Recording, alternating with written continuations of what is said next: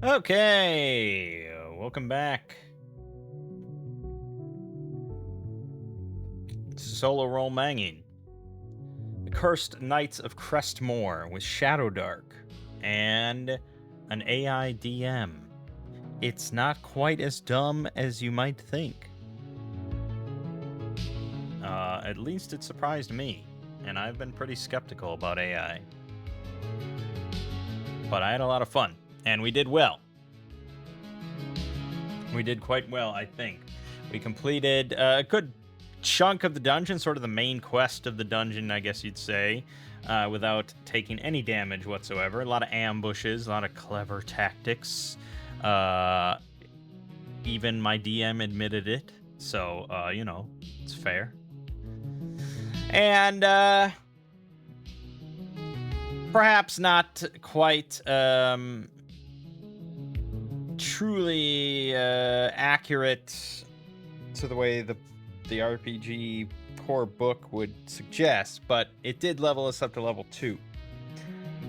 There are a bunch of people that just start every Shadowdark campaign at level 3 because they want to skip over that really brutal phase at the start where anything can just kill you in one shot. Of course, purists will say get good. As you can see, it's perfectly viable to do stuff at level 1 and with 1 hit point. I mean, I could add 1 hit point on all my characters and it wouldn't have made a lick of difference. So there you have it. But it's all right. It's fine. We're gonna level up to level 2. We're gonna head back to town. We're gonna hand in that ring. Gather up our loot. Maybe we'll spend some money on some stuff. And then we're going to go back to the tomb that the kobolds now control, I guess. And we're going to clear out the forbidden areas, the undead areas. Because there was talk of a magic sword. And I might like a magic sword. Yuri is he's attached to his hand axes, but you never know. So let's start by leveling up in Foundry, shall we? That seems easy enough to do. Kerwin is going to get an extra 4 hit points. Good. He fucking needs it. He also picks up another spell.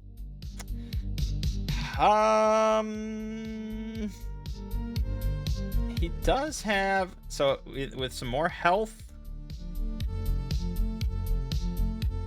might inch towards being able to actually, and if we're going up against undead, I'd say if we can't turn them, if it's something powerful, we might want Holy Weapon.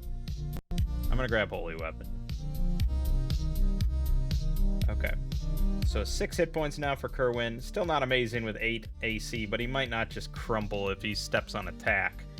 So we'll roll with that, and then he can now bless one of Yuri's hand axes or something. Could be better, could be worse. Brorelia. She's gonna get 4 more hit points as well. Oof. Oh. Oh. She also picks up another spell. Mage armor, not bad. Setting her AC straight to 14 wouldn't be stupid.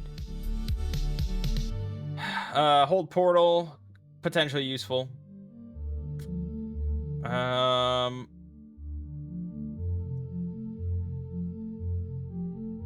Yeah, I mean, alarm is just... Maybe if I didn't have a thief. If I didn't have a thief, then maybe alarm would be really useful. Burning hands, I just don't like. I just don't want it. I don't need it. Charm person, it's one of those that's like... It's just really questionable. I just always find some moral questionability about it. It also only goes up to level 2 unless you crit. Yeah, I don't know. Featherfall, kind of specific. Very situational. Floating disc. It's not bad because it's basically if we're going to be spelunking in a deeper dungeon and we want to carry a lot out. It's basically an extra 20 gear slots. But it is also a little specific. Can't cross over drop-offs or pits taller than a human. So if there's ever the slightest chasm. But yeah, I don't know. Um, yeah, I guess I lean mage armor.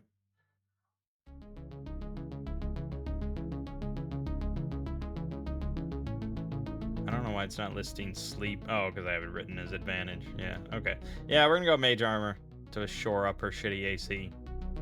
For 10 whole rounds, that's as long as our torch lasts. It's pretty good. So fire it and forget it. Not bad, not bad. Sticky John. Sticky John doesn't get much, but he does get 4 more hit points, baby. Dude, we've been acing these rolls. Look at those 3 4s in a row. I know, the first one was a D6, but whatever. So he's up to 6 hit points as well, and he gets an extra backstab die now, which is going to be a 3d4 on his dagger or short bow, which is pretty nice. Pretty darn nice. Bumps up the average from like 5 to 8, 7, 7.5, 7.5. Still, it's pretty good.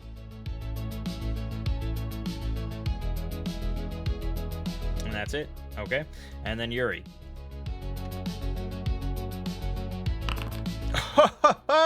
Well, he's a dwarf, so he does get to roll twice and take the higher. So he rolled a, what is that, 3 and then an 8. Yes.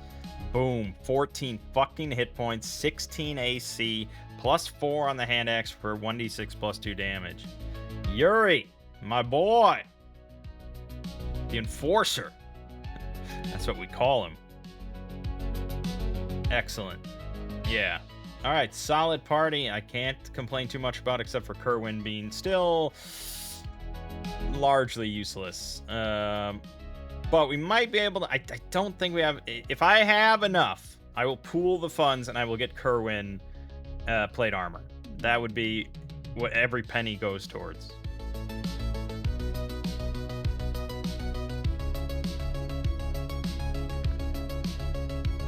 I don't know if it ever said...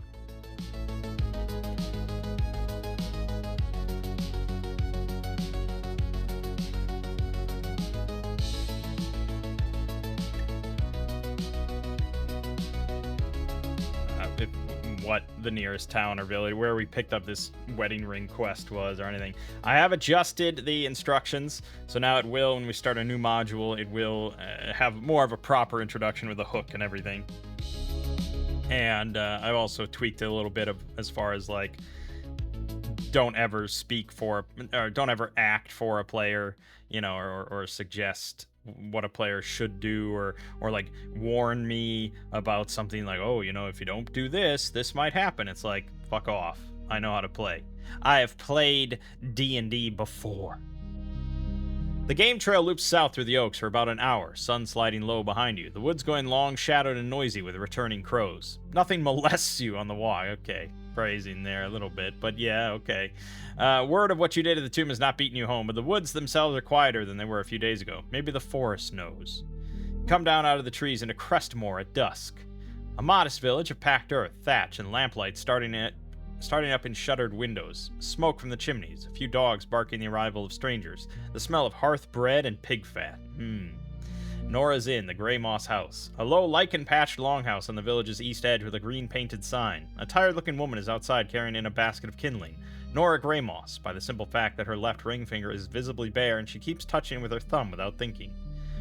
Produce the ring. Her face does a slow, full-body thing, mouth, eyes, shoulders, and then she sits down hard on the kindling basket and cries for a little while. When she can speak, she says thank you in 5 different ways and hustles you inside, where her husband, Rudy, large, red-nosed, dangerously overjoyed, tries to buy you a round of ale you cannot refuse. Nora produces the emerald she promised from a lockbox behind the bar, cloudy green, cut square worth 30 gold pieces. She asks softly where the ring was found. You can tell her as much or as little as you like. If you want, a hook hangs off this. The band of thieves who blew a hole in the tomb and bragged here at the inn are unaccounted for. One set of booted human tracks went in and never came out. Nora remembers them. 4 of them. Captain wore a black fox fur cloak. Send them off with a joke about dragon gold, and they laughed too loud. Rudy, for his part, tries to give you all the ale in the house. You will have to navigate this carefully or be very drunk very soon. Alright, so Crestmoor is a small village. There's the inn. She'll refuse coin from us tonight. Nice. Fessler's General, the one cluttered shop in town run by a squinting man named Barnaby Fessler. Carries mundane adventuring gear at book prices. No armor beyond leather, no magic, anything. There's a shrine to St. Taragnus, two-pew wooden chapel on the hill, tended by Brother Orin, a reedy man with calm hands. Can identify holy objects, offer blessings, provide minor healing at a donation. No hard magic, no resurrection. Kerwin may find him interesting, and Orin may find Kerwin's holy symbol of a lost god of light more interesting still. Sheriff Garwin Caro keeps a small jail and an office next to the village well. Has the standing bounty on kobold ears. You have no ears. He can, however, be asked about the missing thieves, about trouble in the hills, or about any of the rumors you've heard. A wild, one-armed man at the tavern named Craig, who claims to know things about old knights. He charges nothing, his currency is ale.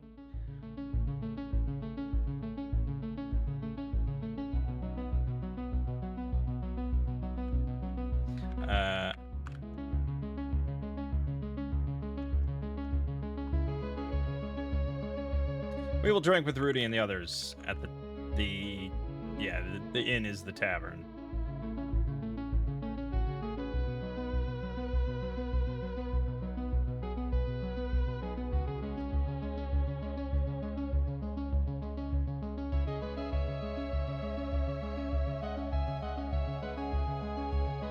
Yeah.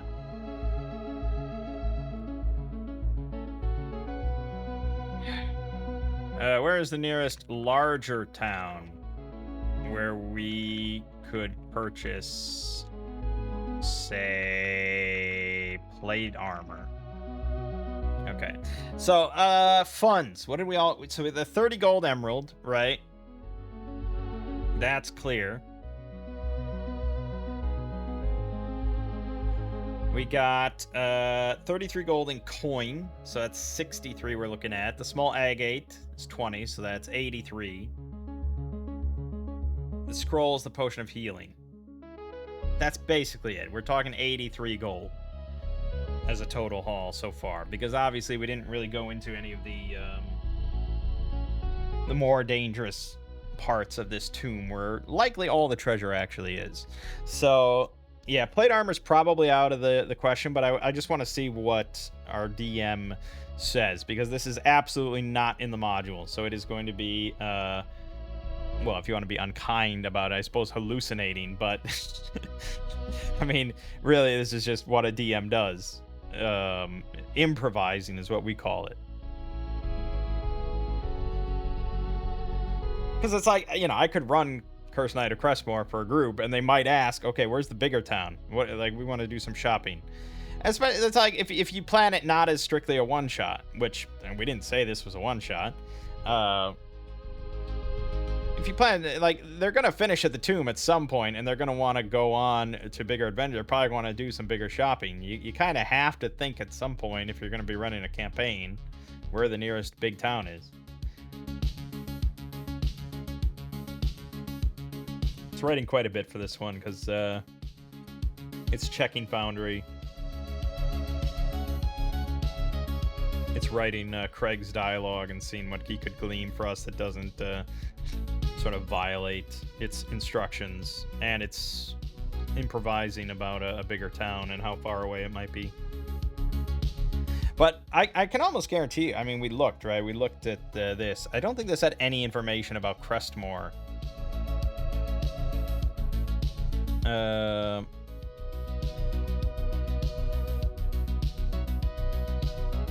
Like, practically nothing, right? It mentions the sheriff, it mentions Nora and her lost ring.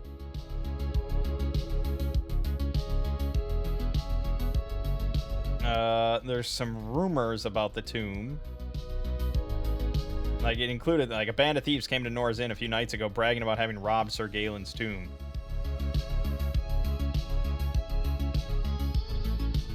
Right, so it's like, it kind of works a little bit of that in, like, kind of organically. Like, way better than I would ever do. And then it has the tomb.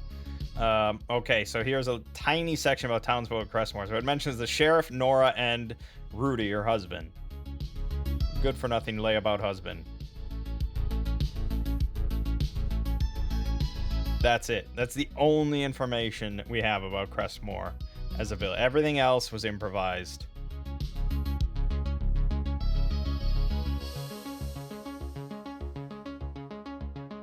Interesting.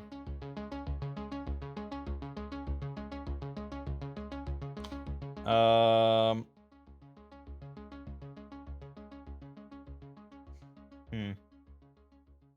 Yeah, I really shouldn't have given the 3 XP for finding that key. That's like a key is usually not. Well, regardless. Nice rolls all around. Hell yeah, baby. I also see Kerwin picked up Holy Weapon. Vrelia picked up Mage Armor. Good level up additions. The common room fills up. Word moves fast in a village this size. The 4 from the woods brought the ring back. Rudy Greymoss, who has not stopped being happy since he saw it on his wife's hand, plants himself at your table with a pitcher and a big wet smile. Villagers drift in to look at you sidelong over their cups. The stew is thick and brown, and Nora keeps refilling your bowls without asking. In a back corner of the room, hunched over a dented tin cup, sits Craig, the one-armed man. He's not old enough to be ancient, but he's old enough to have forgotten a few years. His empty sleeve is pinned at the shoulder with a bent nail. He watches you... It's like a little detail like that. It's just so... I would never think to just... Like, I'm not creative enough as a DM to just throw that in there. Like, that's so... It's just cool. I'm sorry. I mean, I know we're all supposed to hate AI, but I just can't. He watches you over the rim of his cup without pretending not to. Rudy, leaning in, whispers, "That's Craig. Was a sellsword once. Knows the old songs. If you want the tomb talk, carry him a cup." Sticky John carries Craig a cup. Craig takes it without thanks, drinks half, and considers you with a bright, wet, intelligent eye. "So it's you," he says. "The 4 walked in where others didn't walk out. I wondered when you'd come back down the hill." He waves you to sit. The good arm works fine. Over 3 more cups, paid in ale, not gold. He gives you the tale as he knows it. Not module clean, tavern clean, which is to say mostly true. That's an odd... See, that's an odd thing to say. What does that mean? Sir Galen the Brave, that's what they sang, but he wasn't brave. He was angry. There's a difference. His lord was King Milgrom the Just, and Milgrom served a god whose name no one is allowed to say anymore. Some priest got to it, scrubbed it out. That's why you don't see temples of it. Galen was one of that god's knights. There was a drake in these hills, Morghast, black-scaled, big as a barn. It had broken Galen's village. Ate his brother, the story says, though I've heard it was his sister, and I've heard it was his dog. Point is, Galen went after it, him and 3 shield companions. Heard it was his dog. Went John Wick on his ass.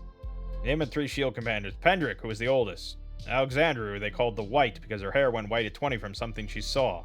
And a 4th, whose name the songs fight about. Some say Kelric, some say Aldrich, some say no 4th at all. They killed it. Galen had a blade. Dwarvish make. The dwarves made it for the god Galen served, and they made it to burn. Night steel blade, gold in the hilt. They called it the Fire Blade. The Fire Worm. When it killed Morghast, the drake put a curse on Galen with its last breath. A dying dragon's curse. That's the real kind. Galen and his knights would never lie quiet. Their dust would walk. A long pull from the cup. So Galen built himself a prison. Not a tomb, a prison for himself and his friends, with the fire blade sealed inside, because he knew that if his own curse-racked hands got that sword again, he'd do terrible things with it. The tomb wasn't for honor, it was for containment. Folks forget that. The bards made it sound grand, because hero built tomb rhymes better than hero locked himself in a hole. Anyone goes in there looking for the sword, the knights rise. Old men in armor that doesn't fit anymore, swinging old swords that still remember how to cut. They're not evil exactly, they're just cursed. They don't get to choose. He sets the cup down and looks at you hard. "You got the key yet?" He notices the square-bladed dagger the moment Sticky John shifts his pack. His expression does a small, sober thing. "That's it, that's the key. Thought it was a story, huh? 2 doors open with that, same sword behind both. One you'll find in the king's chamber behind the big statue, others deeper in the false tomb past the black and white hall. Either door, same room. 3 sarcophagi, clay vases in the wall. Break 'em, the songs say, if you need a miracle." Craig finishes the cup, shrugs his shoulder up into his empty sleeve like a man settling a shawl, and adds quietly, 4 thieves came through here last week bragging about robbing the tomb. They didn't rob it. They hauled an empty stone box out through a hole in the wall and danced around it. The real coffin was never in there. Galen fooled them. He'll fool you too if you're stupid. Don't be stupid. Alright, before we move on any further, let me go back to the rumors section, because I imagine it crafted a bunch of that out of like background or rumors or something. Sir Galen's sword was interred with him. Some say it burned with dragon fire. Echoes of Morghast evil still afflict the forest. Sir Galen was a knight of St. Milgrom's court, a king who served a now lost god of light. During Galen's battle with Morghast, the dragon laid a curse upon Galen that he would remain restless in death. Some say Galen built his own tomb, not as a resting place, but as a prison for himself.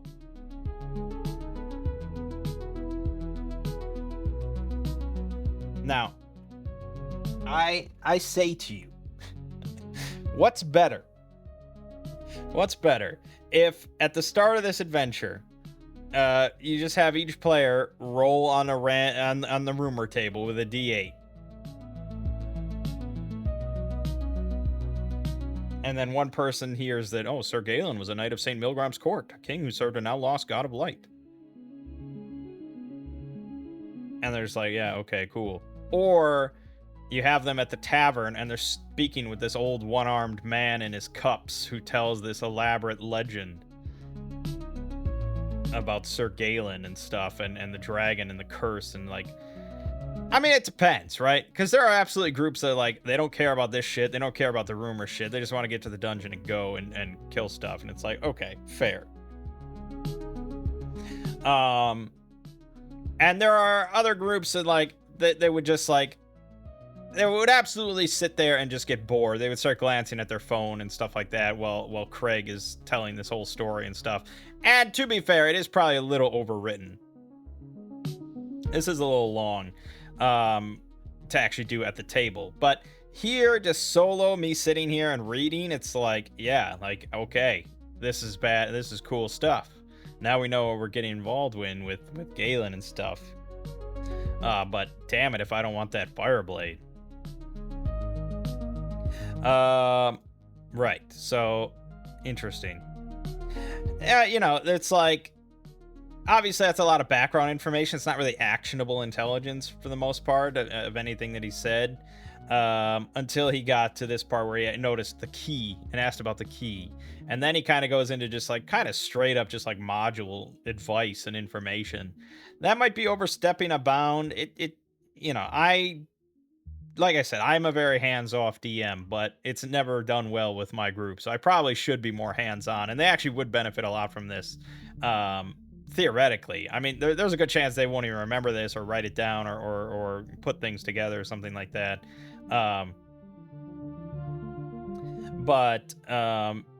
Yeah, I think for a dumb group like I have, this is probably a much better approach of just being like, yeah, they're not going to question how he really knows this or why the songs speak about the clay vases that, you know, contain miracles or something.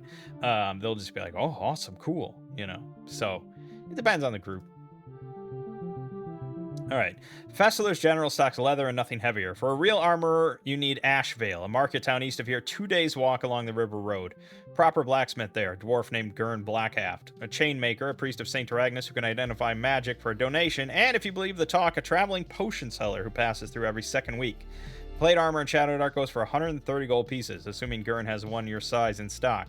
If not, he'll fit and forge in about a week.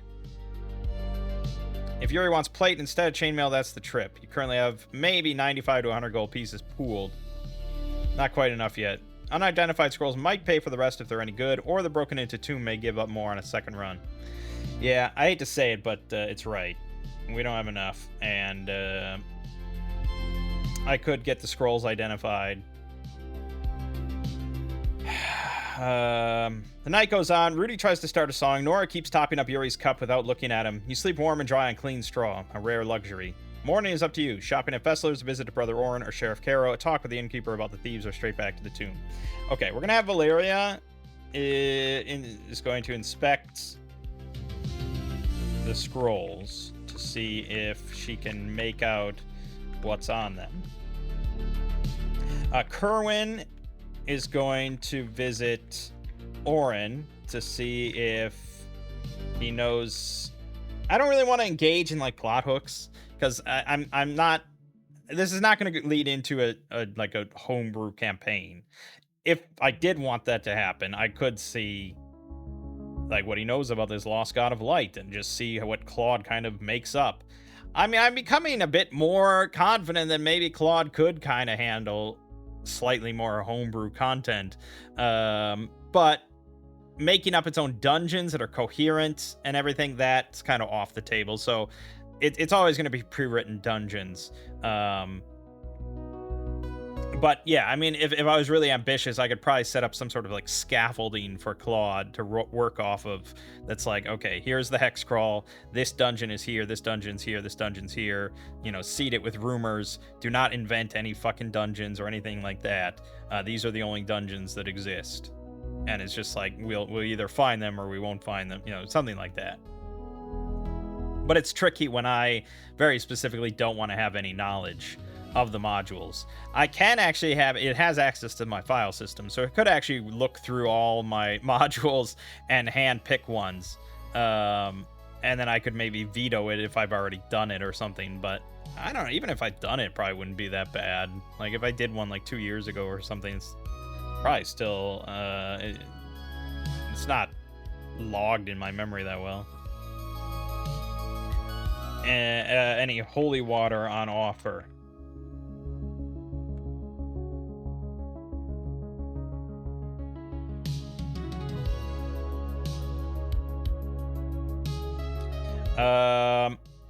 Sticky John is going to head to Fessler's to see if he has any oil.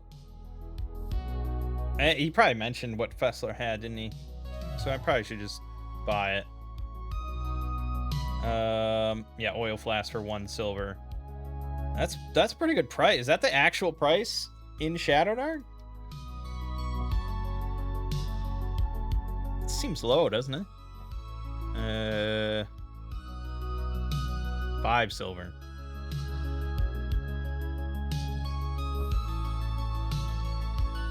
Yeah, and it's saying torch is 1 copper. Okay, the prices are... I don't know why it made up prices. But it didn't make up all the prices. It just made up some prices.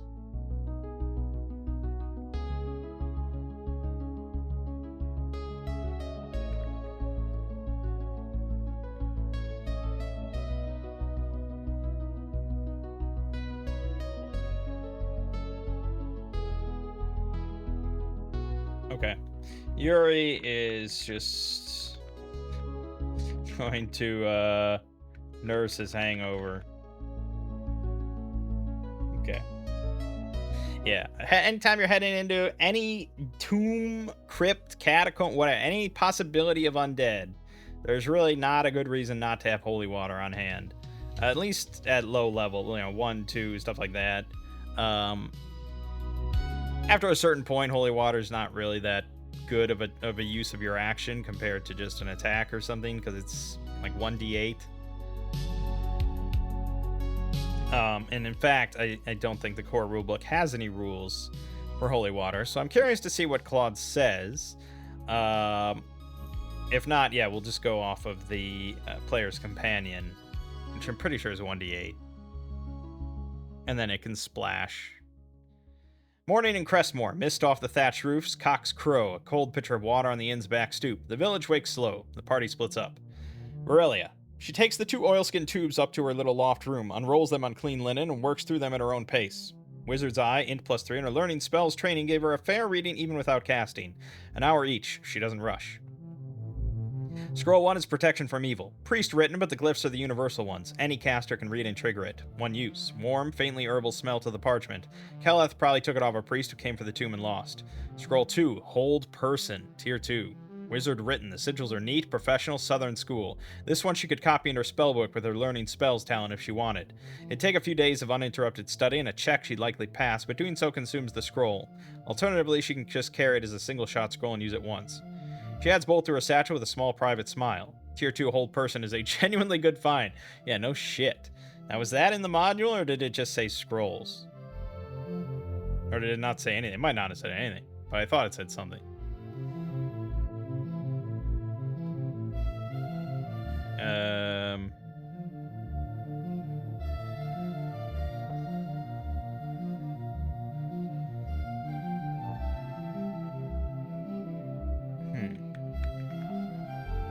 Okay, I might have just made this up.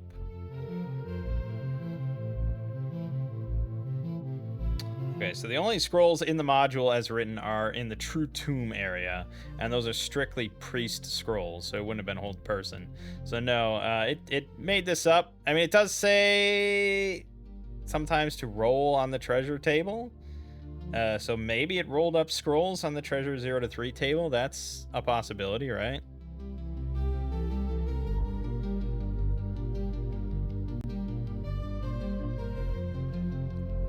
A first tier spell scroll could have been rolled, but not a second tier.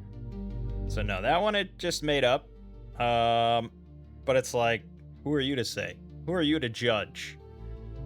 Sure, it's a treasure high up on the treasure 4 to 6 table, worth 140 gold. It is quite valuable. But hey, DMs, you know, I didn't get much else treasure, let's be fair. For cleaning up the whole lizard folk problem cleanly like that, I didn't get much treasure out of it. So, you know, you could have given Caleth like a magic staff or something, but instead we got a nice scroll that we're definitely not going to use as a one-time thing because that would be dumb. But yeah, you know, there's a risk with trying to learn it. Permanently learn this wizard spell by studying it for a day, succeeding on a DC 15 intelligence check. Whether you succeed or fail, you expend the scroll. We would not want to attempt that without a luck token. And right now we have no luck tokens, so we will hold off on that, especially because I can't cast tier 2 anyways. Brother Orange Shrine. The Shrine of St. Taragnus is 2 pews, a little altar, a single lit candle, and a painted sun symbol flaking off the back wall. Brother Orin is sweeping the threshold when Kerwin arrives. He's reed thin, middle-aged, calm-eyed. He sets the broom aside and offers both hands. The conversation goes easy between priests. Orin notes Kerwin's holy symbol and his eyebrows move once, very slightly. He asks nothing. Kerwin asks about holy water. I keep a small stock, Orin says. Taragnus blesses the font here. I pour what I can. Against what sort of unquiet? Kerwin doesn't have to answer specifically. Orin is already reaching under the altar. He comes up with 3 small clay flasks, stoppered and wax sealed, each painted with a simple sun glyph. Take them. Taragnus will not miss them, and I think you will need them before I do. He adds more quietly. If you find a symbol in there, a sigil you do not recognize, a god not currently named, bring it back. I will not scrub it. I will keep it.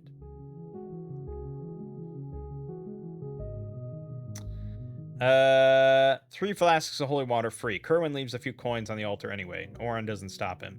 Yeah, so that's a thing that I specifically... I don't think it... I don't know if it rechecks the instructions. I updated it for this one, but we might have to start a new one for it to really, take heart. But it's fine. I'm not gonna track it. Whatever. Barnaby Fessler is a squinting man with a shopkeeper's 6th sense about who has coin and who's just browsing. He lights up at Sticky John. Oil flasks, 1 silver each. He has 6 in stock. Sticky John buys 4. Yeah, okay. So we,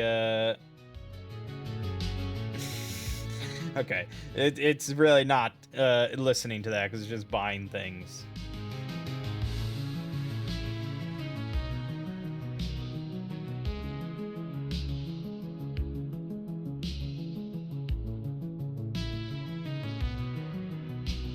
Yuri wakes on the infloor with a boot missing and a pounding skull. Rudy's ale is not for amateurs. He sits on the back stoop in weak morning sun with his head in his hands, his chainmail on the bench beside him, and drinks cold water and stares at a chicken. The chicken stares back. There is a truce.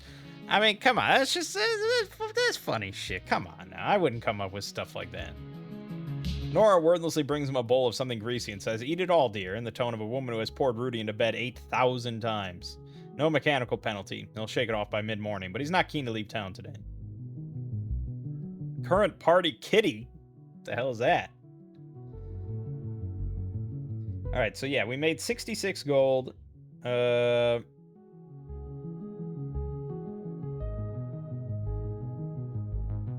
the 50. Yeah, we're not that far off, but yeah. Call it 62 gold cash, plus 50 gold and gems, plus miscellany. Okay. Yeah, I'm gonna be a little bit stricter about the shop. Please don't have my characters purchase things or give away money without me saying so. Also, check the rule book for prices.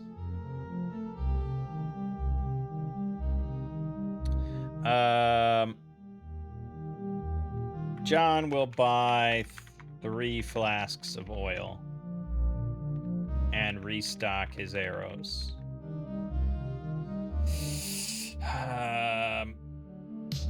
Yeah, the tinderbox. Caltrops is not bad. I don't know. Do we think caltrops would actually do anything against undead? They don't feel pain, so I wouldn't imagine so. So not useful right now.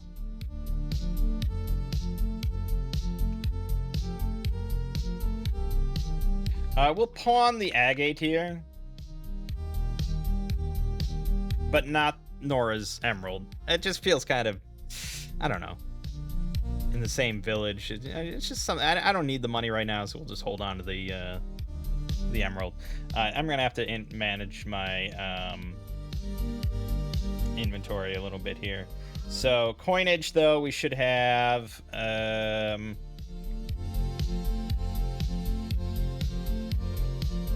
We should have 86 after selling the agate. I'm just gonna write down 86 for now. Inventory management, though, we've got a lot. Yuri is gonna be holding basically everything. Yeah, he's got nothing on him, so he'll be holding the oil flasks and the holy water. He'll just have everything, and then we can disseminate it at will. For throwing, Sticky John is definitely our main person of interest. So I'm gonna have to break some things up here. Yeah, I wish the crawling kit was handled better. Cause like you're gonna have to pull everything out of here.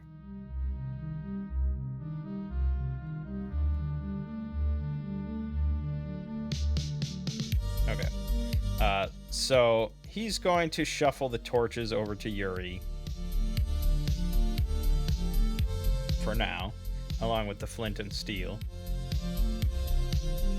And then he'll take the oil flasks.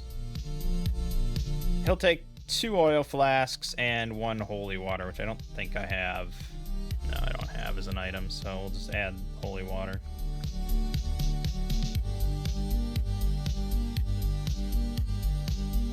And then Yuri is going to hold the other oil flask and the other 2 holy water, which I can't. I think you can. Oh, you can copy.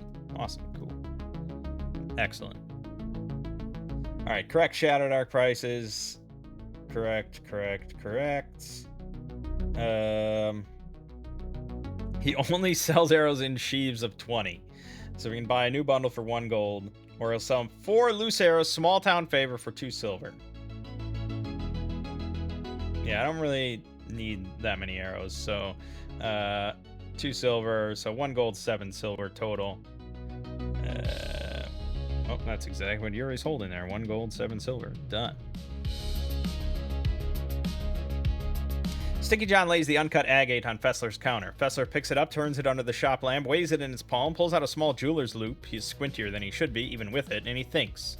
Good stone. Cloudy in the middle, but it cut clean. 20 at Ashvale, maybe more. Out here... He wobbles his hand. 12. Call it 12 and I don't haggle. Ashvale's market would give you full value, or a hair above if Gurn and the traveling gem cutters in town. Fessler here, 12 gold, firm, cash in hand now. Fair. I don't need the money now, do I? I'll hold. B on the arrows. Okay, so then we won't sell the agate, so that brings us down to 66. And then we're good. Fessler slides 4 arrows across the counter, good straight shafts, clean goose fletch. Sticky John slots them into his quiver, pockets 3 oil flasks, tucks the agate bag into his pouch.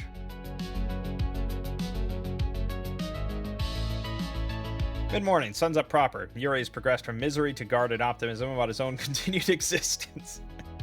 He drank a lot. Aurelia has her scrolls catalog. Kerwin has 3 flasks of holy water on his belt. Sticky John's back with oil and arrows. What are the mechanics on holy water? And so Aurelia is going to add, I guess, both scrolls. She'll have no slots. So we're going to add a scroll of protection from evil. as a scroll, and hold person as a scroll. Okay. Shadowdark core rulebook doesn't have holy water in the mundane item table, and I can't find mechanical stats for it anywhere I can check. It's mentioned only once as a weakness on a random monster table. Ruling in OSR Spirit. Thrown as a flash, treat like an improvised splash weapon, close or near range, dex to hit. 1d4 damage to undead, demons, fiends, and chaotic unholy creatures. 0 damage to anything else. Okay. I could put the player's companion in there, which I probably should. I mean, I use it. I use it for my game and everything, so it probably should be in there. I think it's handy, and I like a lot of the stuff that's in there. So we're gonna dump, check the player's companion PDF in... Hey, DM, look at this cool supplement I just found. You should incorporate it into your game.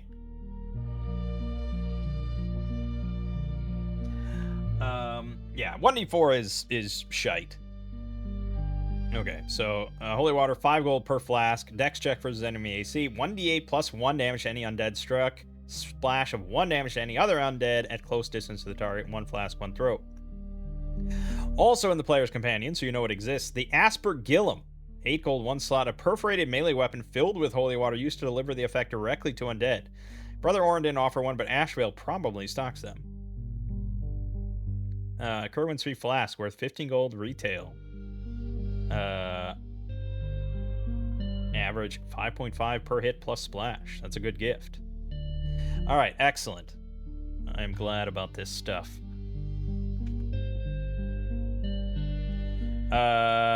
We tell Yuri to suck it up, and we march back to the tomb. Let's finish this.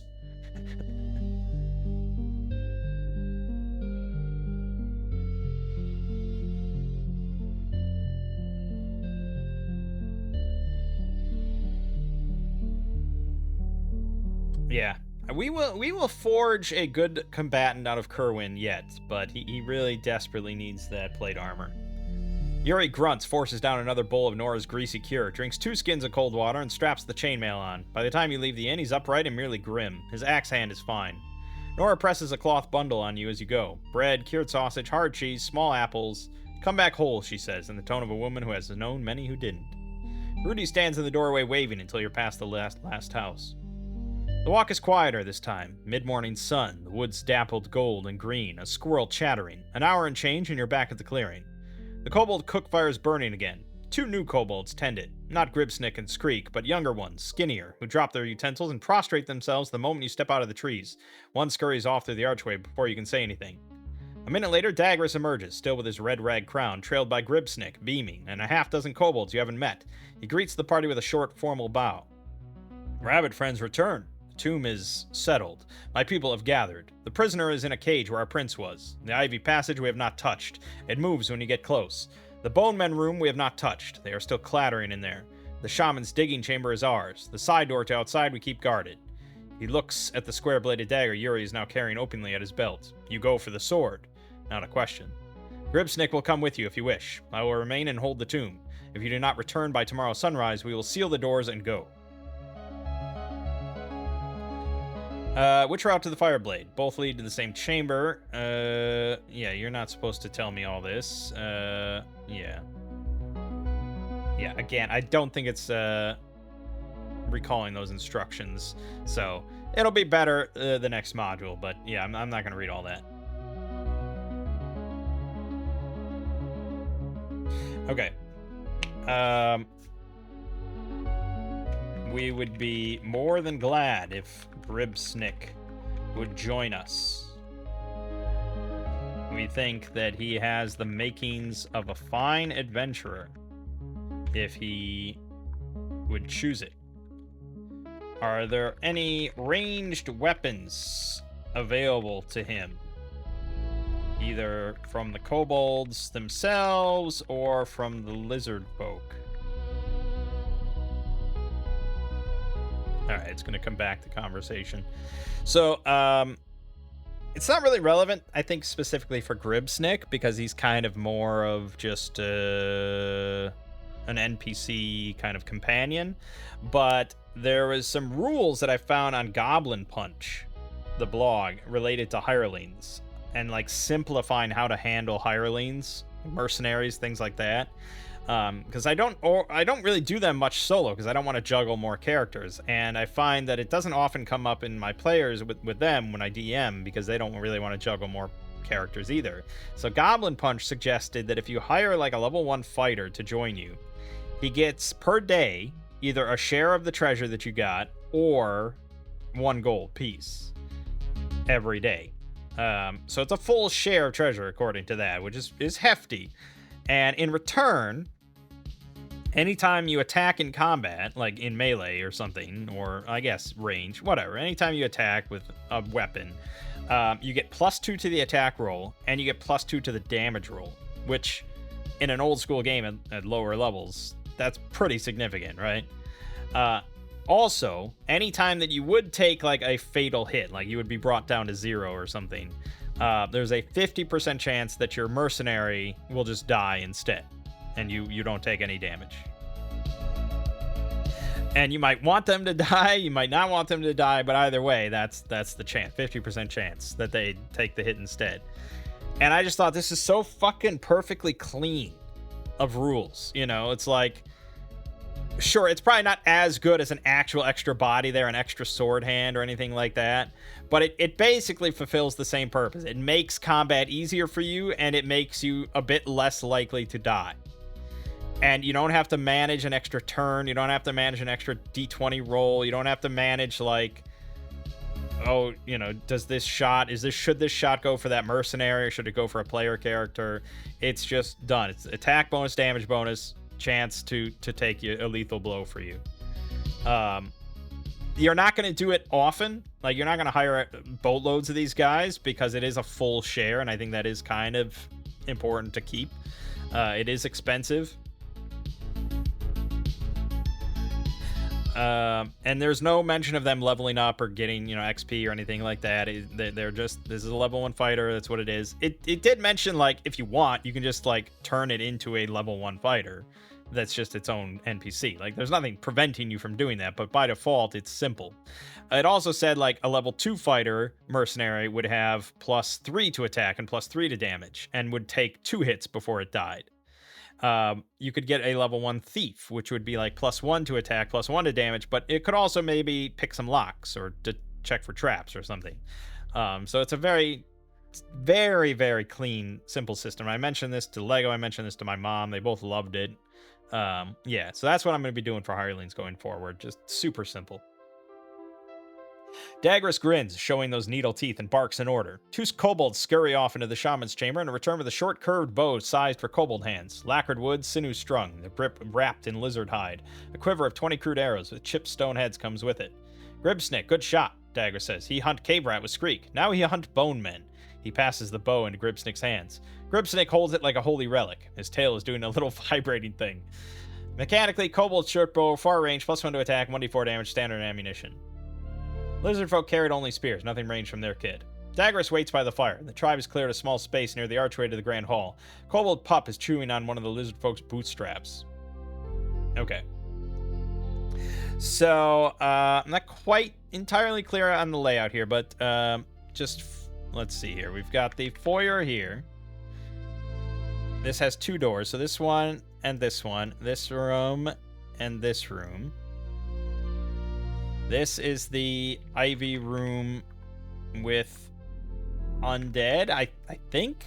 I thought there was some mention of undead. This then is the King's Chamber. King's Chamber. That was a little messy.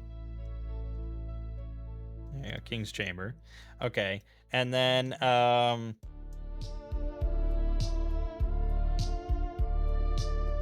yeah, so there's a secret door apparently in here that I'm not supposed to really know, but I kind of know, so I don't know. Secret, and then this goes on to the Great Hall, the Grand Hall, Right. So that's the Grand Hall. Grand Hall. And then there's also the false tomb. Okay, so this goes on, and this is... That was a bad way to do it. Hold on. No, that was a bad way to do it. Don't do that. Okay. This is trapped. And then there's the false tomb, which is where the digging was. Okay. I'm really just doing this to just show, like, because we've never done a map. I've never done mapping on here. And this is finally a time where I can do it because we don't have access to the map. But this is what you do. I mean, this is all that really matters to you as far as information on a map, is just what room connects to what room.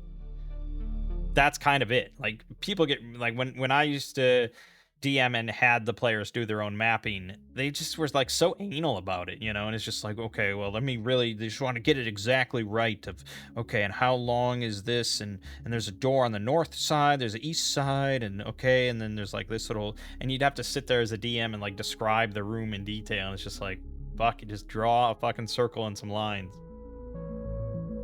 That's all you really need. Yeah, and I don't know what's exactly in this area. I don't know what is area D? Where does area D connect? I think that might be off the King's Chamber as well.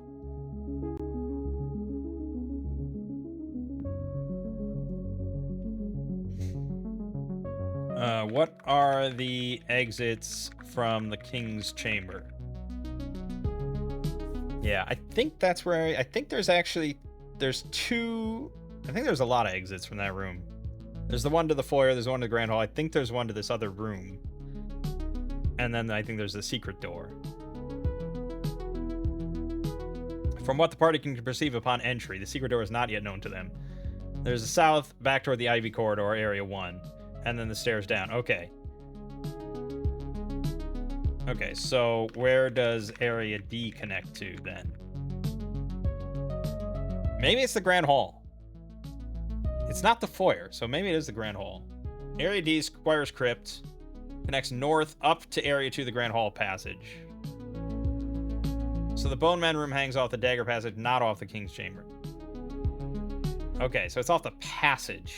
That is a little bit... Yeah, okay, so it's a branching hallway. That gets a little trickier then. Okay. Connects north up to Grand... Okay. So that would mean then that this goes off here. And this is the Squire's Crypt. Or the Bone Men Room. I'll put Bone Men Room. Okay, my circles are really shitty. I'm terrible at this.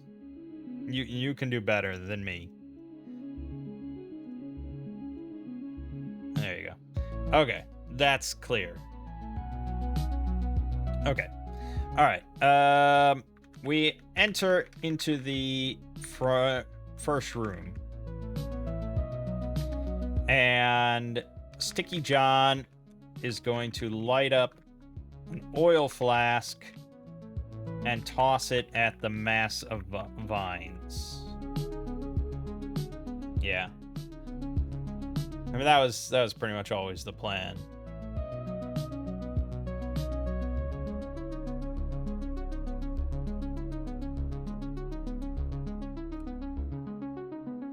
Yeah, I guess it does have to now adjudicate oil flask, which I don't know if that's in the player's companion.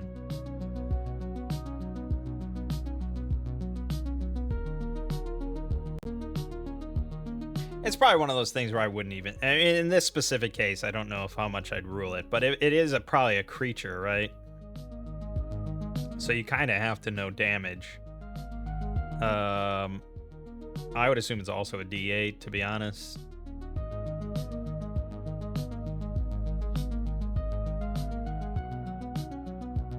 But we do want to be adamant that if there is a rule, we want it to use the fucking rule. We just want it to do like an OSR ruling if it really can't find anything. Sticky John uncorks a flask, touches it to his torch. The oily rag around the neck catches and winds up.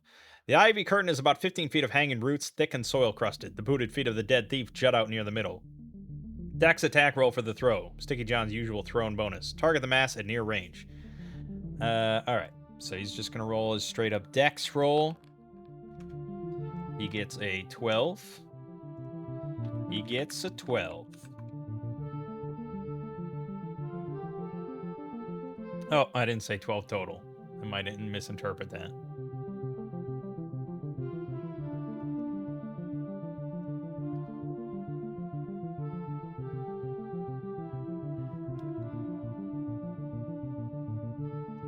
The flask tumbles end over end, flames trailing, and shatters against the thick tangle. Oil sprays. Whoosh! A sheet of flame rolls up the ivy.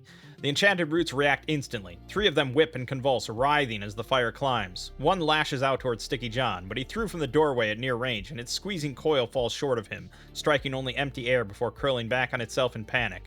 The corridor fills with oily black smoke and the smell of scorched green wood. Somewhere in the burning mass, the dead thief's boots are now also smoking. Roll 1d4, fire damage this round. All 3 ivy roots are in the close blast. The oil will burn for 4 rounds total. Worth noting, the thief's body is in there. The +1 leather armor on him is going to suffer. Gold and an emerald, if there are any, wouldn't care. Your call whether to let it burn or try to drag the corpse clear now and deal with whatever's left of the roots. Okay. Let's roll the d4. 3. D4 result is a 3. Sticky John is going to attempt to use his grappling hook and rope to hook the thief's clothing or body and pull him towards the doorway.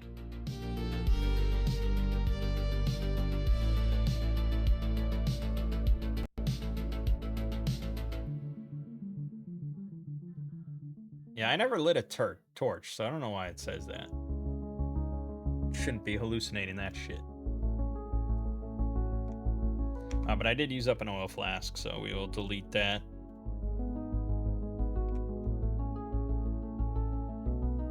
Three damage rolls through all 3 roots. Each one is now charred and barely holding on. One more tick of fire should finish them. The ivy is sagging. The corridor is a rolling wall of flame and smoke, and the thief's booted feet are still visible at the edge of the burn. Sticky John unspools the rope, hefts the grapple, and whips it into the inferno, aiming for the body or any strap or buckle it'll catch. Dex check to snag the corpse through smoke and flame. If he hooks it, a strength check follows to drag it free. The body's tangled in the roots, and the ceiling above is half crumbled.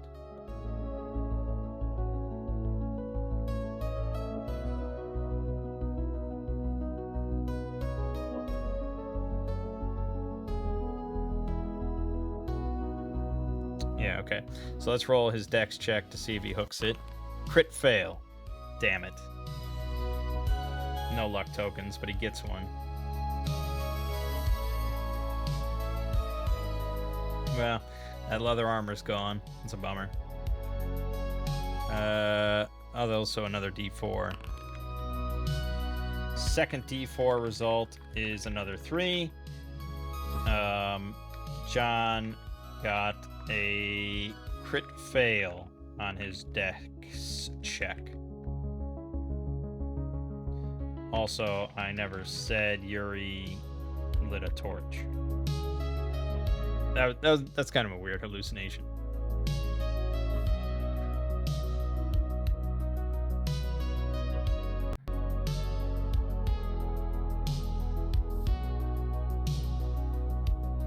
Well, I mean, that's, to be honest, it's a pretty good counter to us doing the fire strategies. Like, yeah, sure, you did it nice and easy, but there goes your leather armor +1. The only active light source, Sticky John's torch, is the one holding flame. He used it to light the flask. And now the blazing ivy itself. I'll stop inventing torches. The second 3 chews through the last of the roots. All 3 enchanted ivy roots collapse into smoldering ropes of blackened pulp. They're done. The crit fail. The grapple sails true toward the body, but the rope trails through the sheet of flame. The hemp catches. A blue-tipped line of fire races up the cord towards John's hands. The grapple itself disappears into the burning tangle and thunks into something, not the body. It's lodged in the massive roots and crumbling stonework overhead, and the rope between John and the wreckage is now a burning fuse.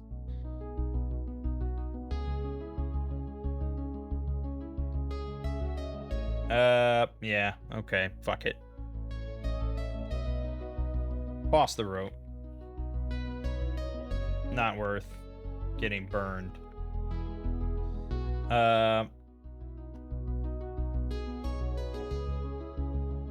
Not sure why we'd lose the iron grapple.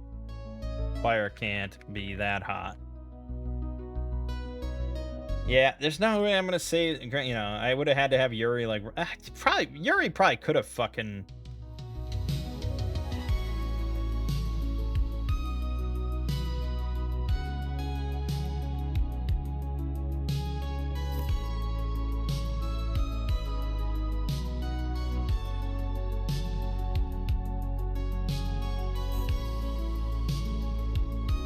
Yeah. Fucking, we have Cure Wounds. He's got 14 hit points. He's not going to get decimated by this fire. So.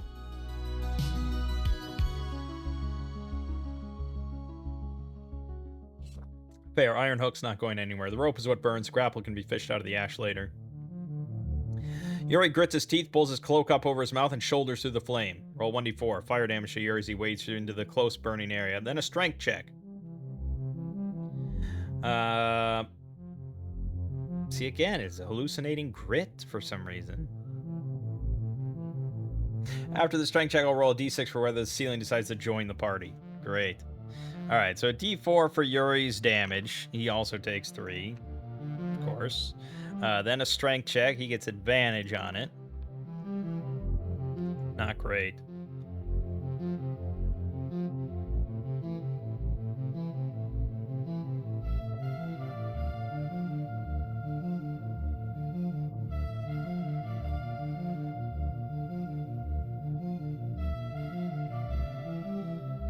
Yeah, so this is why it's like, I think the longer you go, I think it's going to start to just make a few more mistakes here and there. And I just don't know if there's ever any way to solve that with an LLM. Like, it's just kind of how it is. Like, you just kind of have to restart. So that's why we're sticking to just kind of small modules or something, but we'll see.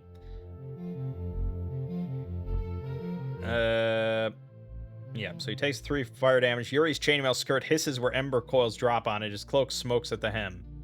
He plants his boots, gets his arm under the thief's shoulder, and heaves. The body comes up a few inches. The Ivy has sunk hooks into the bones and the old leather. It's fighting him. The corpse shifts. Something pops in the tangle above. A rain of pebbles skitters down around Yuri's helm, but the body stays put. Roll a d6. On a 1 or a 2, a heavy rock lands 1d4 damage. Okay. He tries again. The d6 roll. It's a 5. d6 was a 5.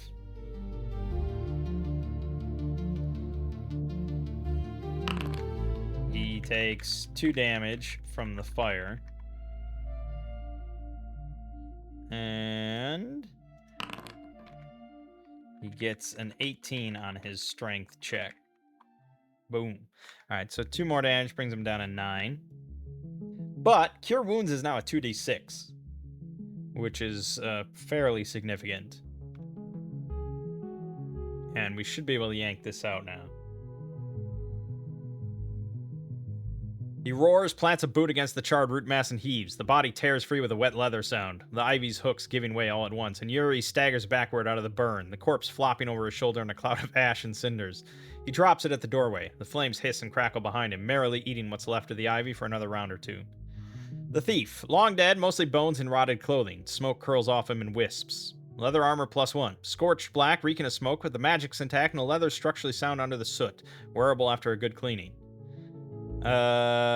Coin purse with 35 gold. Sooty but fine. There's also an emerald the size of a thumbnail tacked into a hidden seam, worth maybe 60 gold to a gem cutter. Rusted short sword, scraps of black cloak or scarf. He smells like campfire. The fire in the corridor will eat itself out in another round or 2. Passage beyond. Still choked with flame and smoke for the moment. Okay. Kerwin casts Cure Wounds on Yuri. Nice.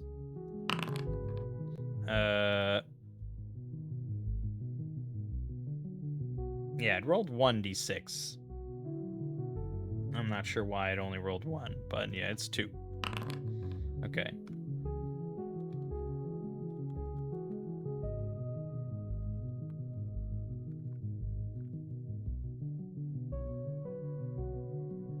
So that brings him up to 13.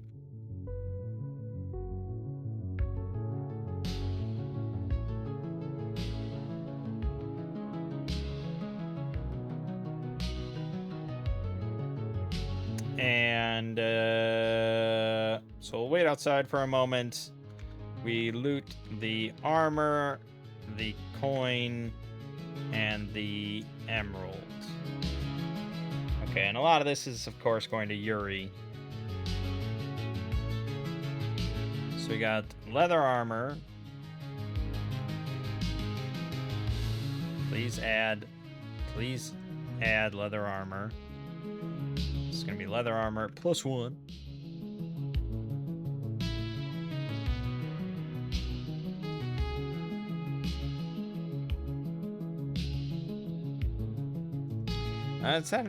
You might want to make it like an actual AC bonus of 1. Yeah. Okay. Then we also get the coin, which was 35, and we get the emerald.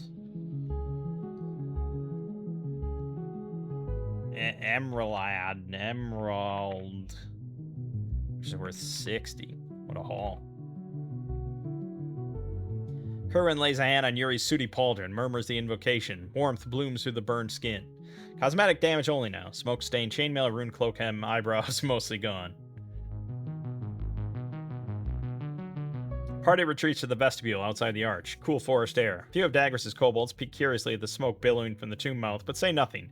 Gripsnick hefts his new bow and tries to look brave.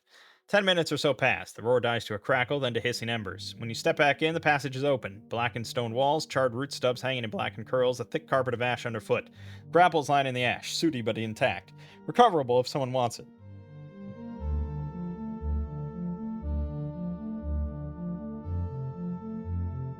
Okay.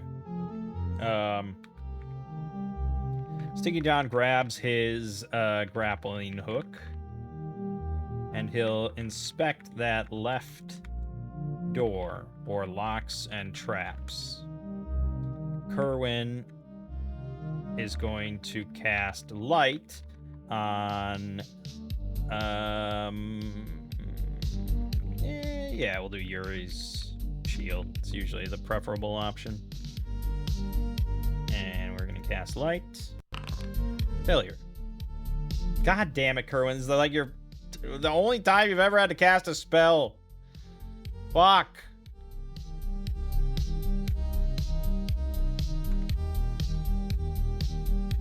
Okay, let's try Holy Weapon on the hand axe. Oh my god, he failed both. He fails. He then tries to cast Holy Weapon and also fails. He gives up and lights a torch. Fucking hell, Kerwin. How are you this shit?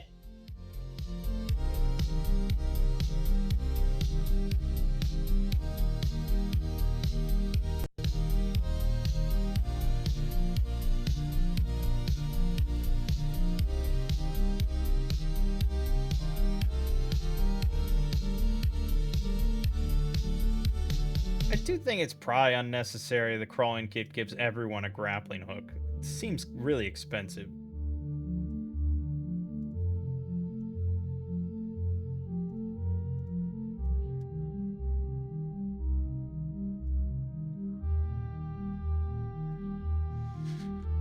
Okay.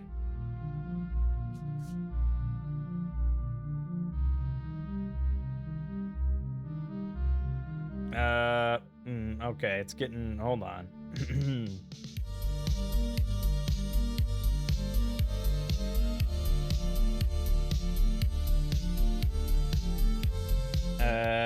Let's see.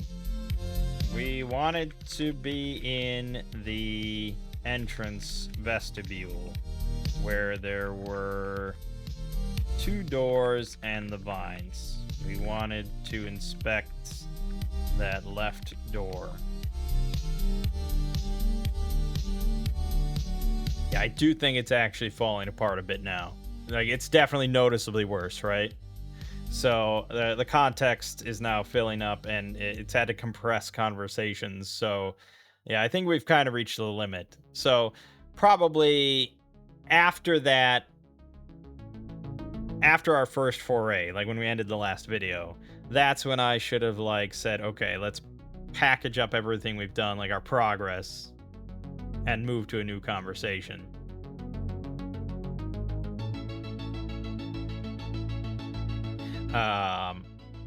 And this is why, like, as cool as this is and everything, this is not ready. Like, there's a very good reason, like, Wizards of the Coast has not released an official Dungeons and Dragons AI DM. This is the biggest issue, is just context and sort of memory storage and all that. It just cannot keep all this in its head over an extended period of time. And rather than just like admitting to that, it just kind of starts to just hallucinate and just make things up, even if it's not at all correct. I acknowledge that. I mean, this is obviously experimental. Full retcon. My error cascade started when I confused areas B and 1. Yeah, that was the other problem with this weird-ass module, where it has rooms labeled as letters and labeled as numbers. Like, hallways are numbered. Rooms are lettered. And it's very, very rare, extremely uncommon to find lettered rooms. That's really weird. So, okay. So yes, it did get confused because those vines were actually in a hallway past the left door. So we had already apparently gone through the left door when it hallucinated that. Ivy from outside stretches down the stairs and into the room toward the door on the left. Yes. So there is ivy in the front room, reaching towards the left door, but the actual mass that we exploded, that's in the hallway past the left door.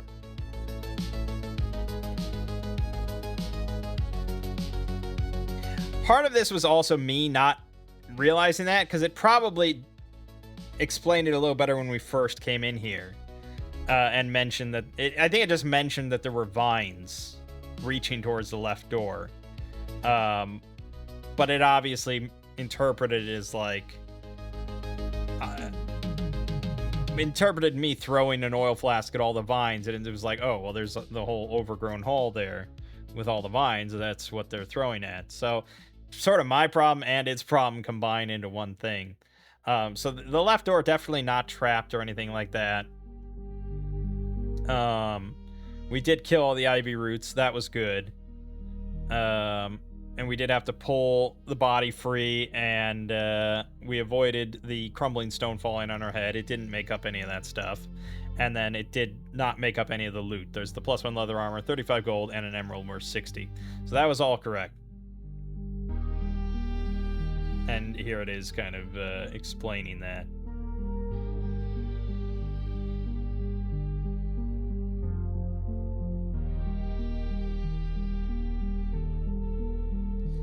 It also is, it's not clear. I think I need to be a bit more specific with the instructions. But it's like, I think consistency is important in the instructions, not necessarily how it's doing its rulings. It's ruling here int check for thievery, to check for traps. It probably should be wisdom, but it's like, it doesn't say in the book exactly. It's just, I think me and probably a lot of other people use wisdom. But I've seen it also say dex check. Let's not retcon us destroying the ivy and finding the thief's body.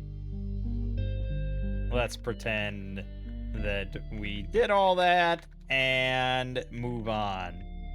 We go inspect the brass plate in the King's Chamber.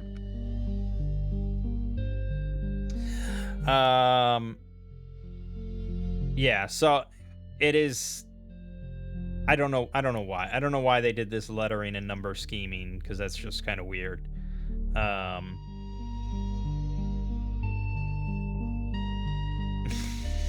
Area B leads to number 1 hallway. Why can't you just have it Area B, Area C, area, like, we get it. Like, like, how is that valuable to a DM to have it set up this way? I don't know. Kept as played. You emerge onto the upper level, a short entry landing. 3 stone stairs descend to the main floor of a long, high-ceiling chamber. The air is thick with old dust and incense residue, cut now by the smoke you dragged in with you. 2 raised daises rise from the main floor. On the near one, a small statue of a knight kneeling in prayer, holy symbol held aloft. On the far one, the big one, 12 feet of carved king in full battle dress, helmet tucked under one arm, a mace in his fist, crown on his head. The plinth reads King Milgram the Just. Between you and the large statue on the lower floor... Okay, yes. So I think the compression basically deleted our entire progress up to that point. So I think we're going to have to bring that up with Claude.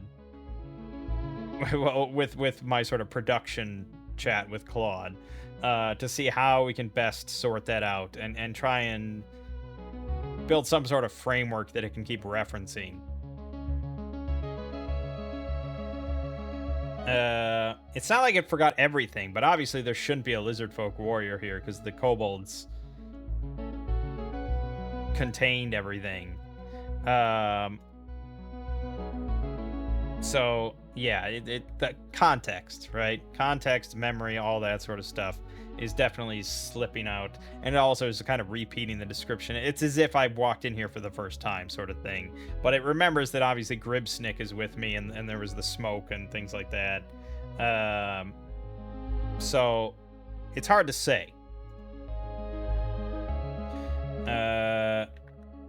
There definitely shouldn't be a lizard folk in here since we wiped out the war band.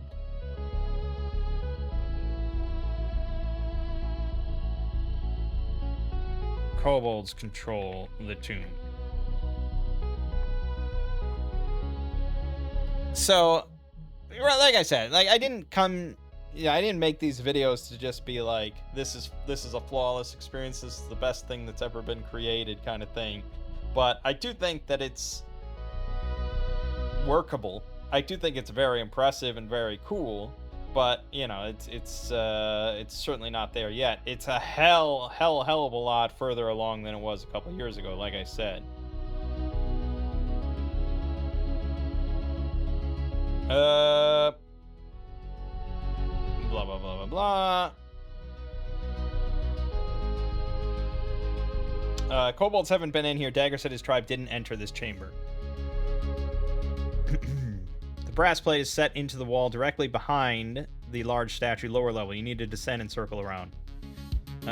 Okay. Yuri will approach the plate since he has the key. He'll look it over and then insert and turn, baby. I probably could have Sticky John inspect it. That would be prudent, but I think it's probably fine, right?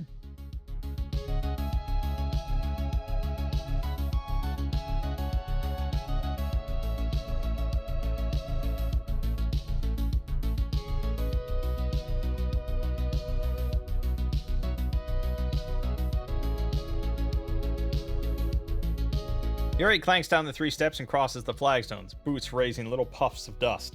He rounds the large statue of King Milgram. The back of the statue's plinth is plain, except for a brass plate set flush into the stone wall behind, roughly a chest height, green with age. A square hole is cut into its center, maybe a finger width wide. The hilt of the square-bladed dagger you took from the Grand Hall passage has a square tangled pommel that matches. Yuri slots it in. A moment of resistance, then it seats.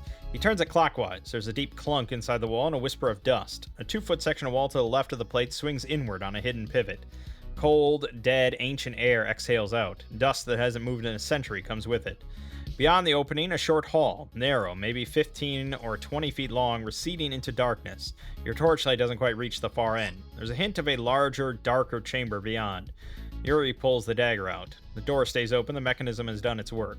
No sound from within, no movement, just that still tomb cold air and the smell of dust that has never been disturbed. Okay.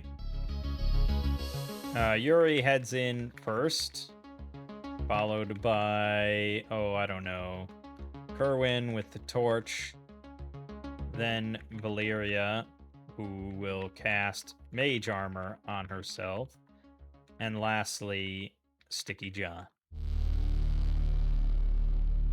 All right, her roll for Mage Armor. Yes, succeeded on her roll. Awesome. Mage Armor, baby. 14 AC. More do you want? I mean, it's basically like plate armor. It's pretty close.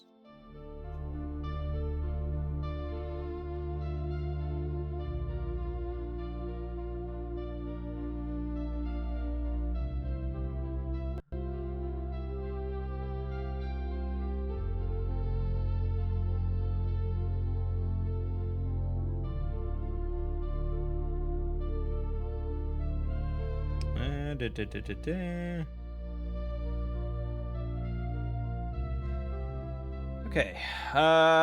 Yuri leads, shield braced, hand axe low. Kerwin follows a step behind, torch held high over Yuri's shoulder, casting orange light down the hall. Virilia and Sticky John close up the rear. Yeah, I call her Valeria, but it's Virilia. Whoops. Claude knows. The short hall is narrow, barely wide enough for two abreast. Walls of dressed granite, ceiling low, dust as thick as ash on the floor. No prints, no marks. The hall opens into a larger chamber. As Yuri crosses the threshold, your torchlight flares into a dusty, ancient burial room. Dead still air, dust hanging in the beam like old smoke. First thing you see, just inside the door on your left, a stone shelf carved into the wall. On it, a single clay vase, small, unadorned, fingerprints in the dust of the maker's hand still visible. Above the shelf, an inscription in old script. If in danger, break vase. Beyond the shelf, the room opens up. 3 sarcophagi. One against the east wall, plain stone. One against the west wall, plain stone. One on a raised platform at the far north end, lidded in carved relief, more elaborate. This one is clearly the place of honor. At the far end, to the north of the raised sarcophagus, another entry, a mirrored arrangement, with a second stone shelf and clay vase just inside. That must be the way back in from the false tomb. Nothing moves. The dust is undisturbed. The silence is absolute. You can hear your own blood. Okay. So, this we discovered now, and this is the we're just gonna put burial room. I think this might be the true tomb. We'll put burial room for now. Varelia is going to cast Detect Magic on the clay vase to their left. Let's do it. Detect Magic, baby. She succeeds.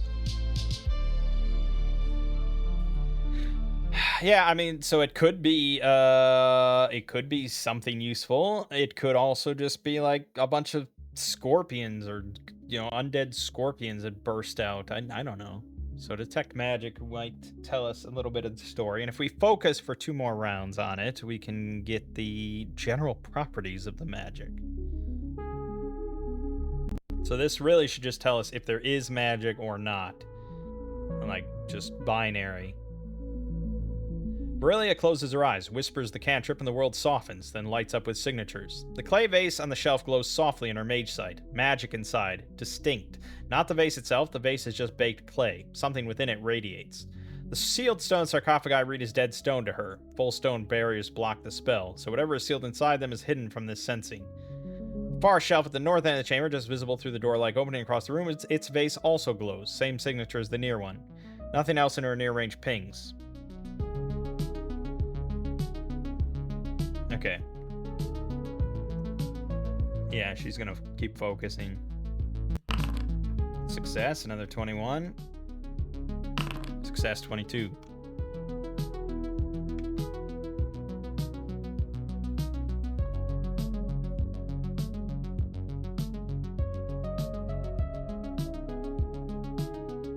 Yeah.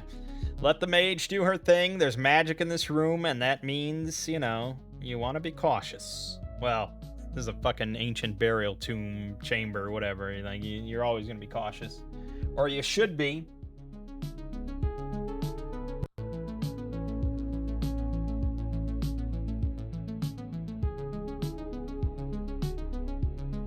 Aurelia breathes steadily, holding the thread of the spell. The others stand motionless. 3 rounds total of concentration.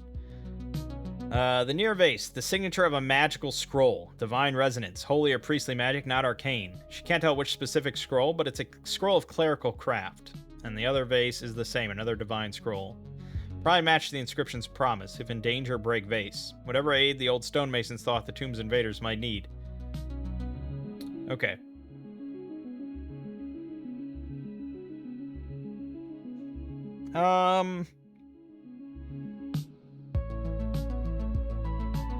Yeah.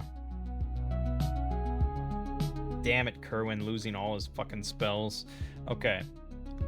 Kerwin and John will both will both hold a flask of holy water. Yuri will slowly enter the room with his shield up.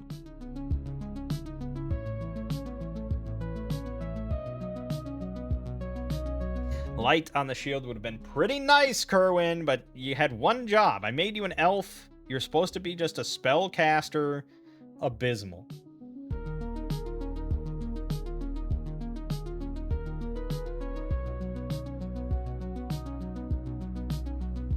Quick check. Did the party pick up holy water in town? The summary had it in the Asked Orin plan, but I don't think we explicitly confirmed acquisition. Yeah, see, something's not getting written.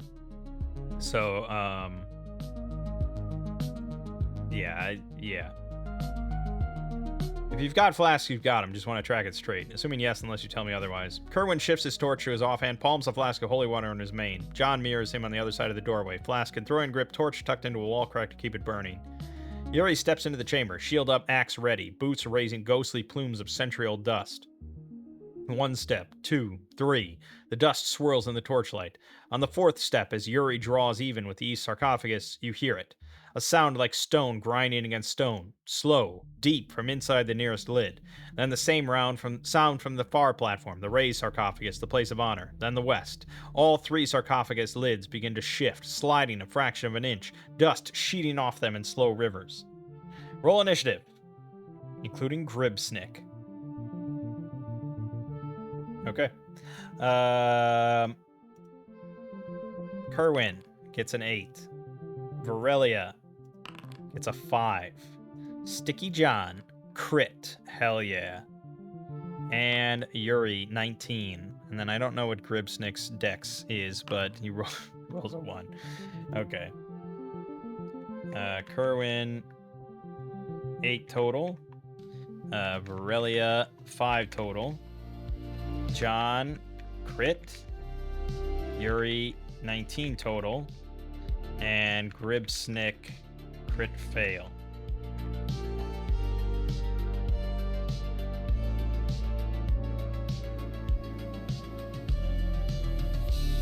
Yeah, Gribsnick's not going to be doing too well on this round.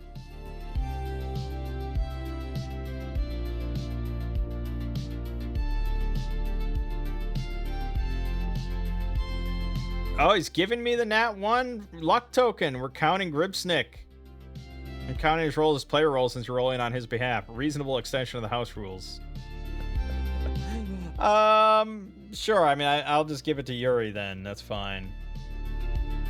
Roll 1d20 for the 3 knights of Morghast. 1 roll for the group. Okay. They got a 7.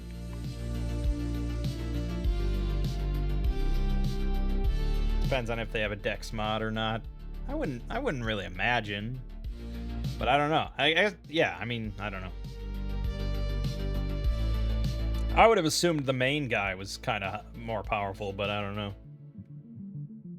The lids are sliding. Dust cascades. No night is fully out yet. This next beat is yours before they emerge.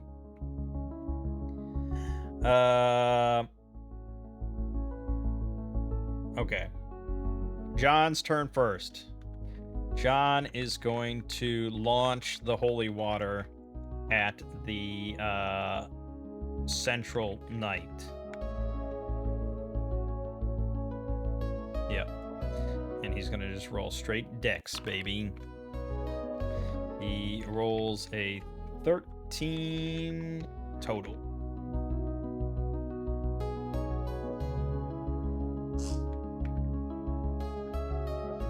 hits. It's 1d8. Yeah.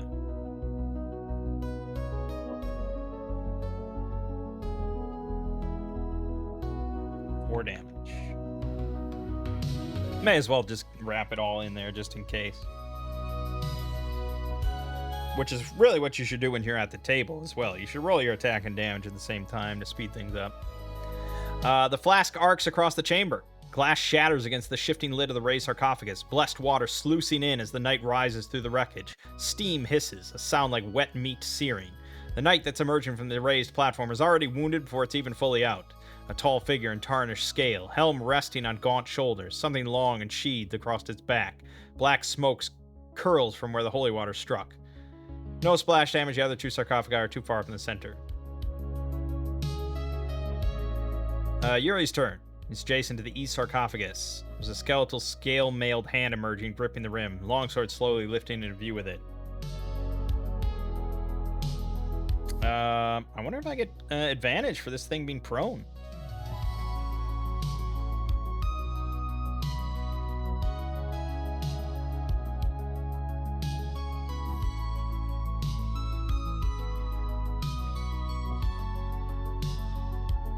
Like, he's kind of somewhat defenseless, right? He's coming out of the thing.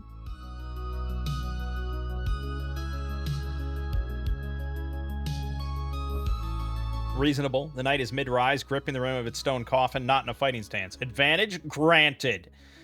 God bless the AI. Oh, abysmal.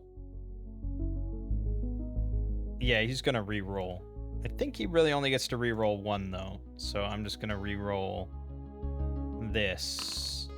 Okay, well, we're not taking that. So,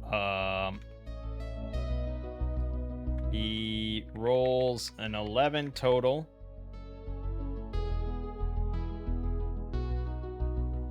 For 7 damage. Yeah, I won't even mention the luck token. We'll just silently eat that up. Yeah, I think, though, if you have advantage, you don't get to reroll both dice on a luck token.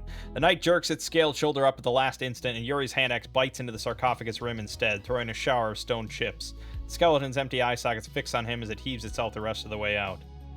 Now standing adjacent to Yuri, longsword in hand. Kerwin's turn. Okay. Yeah, Kerwin's going to throw the same thing with his -3 dex. I don't know why I gave it to him. He has nothing else to do. So this is the rest of our holy water. Oh no, we have one left.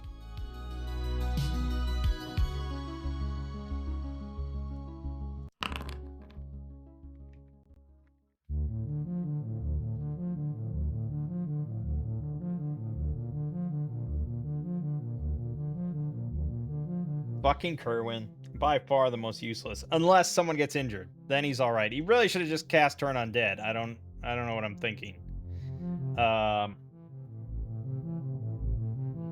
He's level 2 now. So these might be level 2. He should have cast Turn Undead. He'll do it next time. Wildly wide. Shatters on the flagstones in the middle of the chamber. Holy water splashing across empty floor. Great. Flask wasted. Knight's turn. The one on the east is going to attack Yuri. 1d20 plus 2.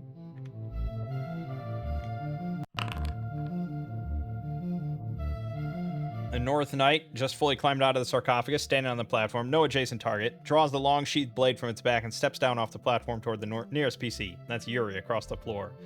Moves its turn, getting close, but doesn't reach melee yet. No attack this round. And the West Knight is coming out.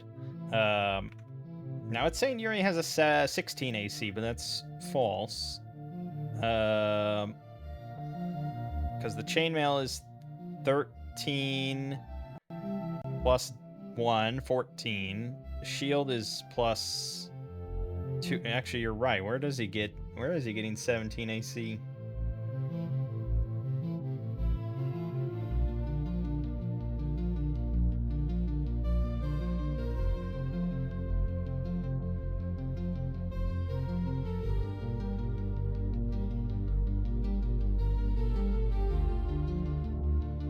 Why does he have 17 AC? I wish you could see like just a breakdown of why that is.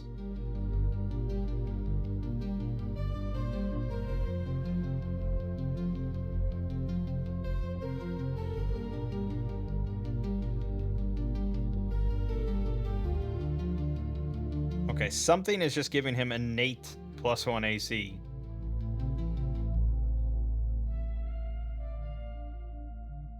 Yeah, something is just giving him innate +1 AC, and it shouldn't. I have no idea. It's not a talent.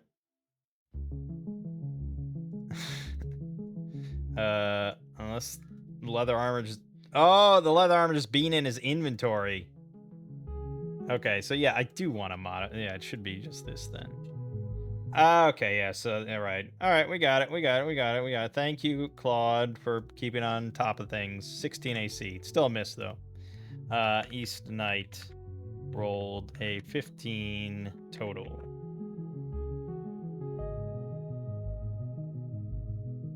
Miss. Knight's longsword rings off Yuri's shield, sparks flying in the torchlight. Yuri braces, grits his teeth. Aurelia's turn. She's in the short hall, 10 to 15 feet behind Kerwin. She can see the East Knight on Yuri, North Knight stepping down off the raised platform.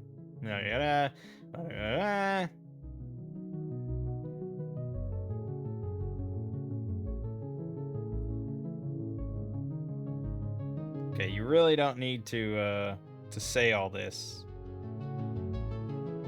I think the new instructions will fix that, though.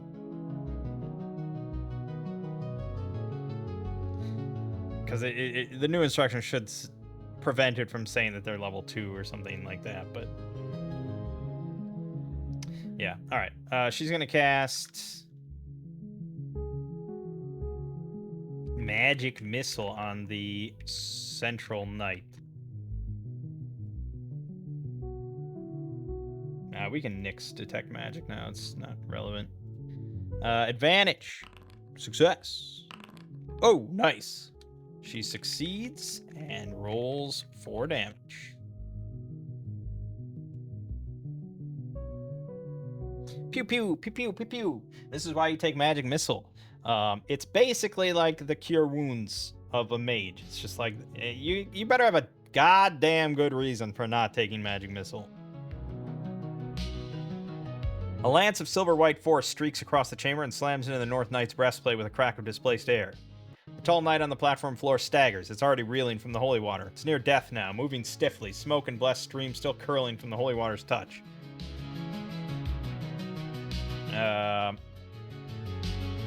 Gribsnick will fire his new bow at the Central Knight. Did it say that he has disadvantage? Did it keep that house rule?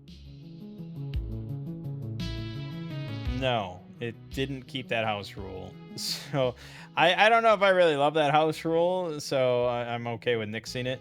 But he's just gonna roll 1d20 plus 1. Oh my god, he crit. Gribsnick!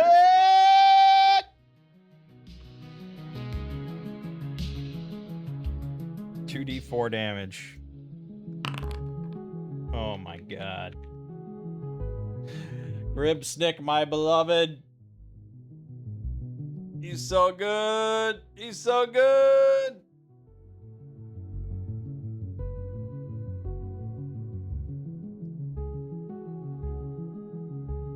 Gribsnick scurries up to the doorway, knocks, draws. The little kobold's eyes almost pop and looses. Natural 20. The arrow hisses across the length of the chamber and buries itself through the knight's empty eye hole with the sound like a nail driven into dry bone. More than enough damage. The knight's head snaps back, his body locks up rigid, then falls, crashing off the raised platform, armor clattering down the step, limp as cut string. It lies in a heap of scale and tarnished steel. A last curl of black smoke rises from its breastplate and dissipates. As it falls, a longsword clatters free from its grip onto the platform flagstones. A blade with a golden hilt and a matte black blade, catching Kerwin's torchlight with a strange sheen. Gribsnick freezes, bow still trembling in his hands, eyes enormous. His tail goes absolutely rigid. He's fucking erect! Alright, John gets to go. John will fire an arrow at the East Knight.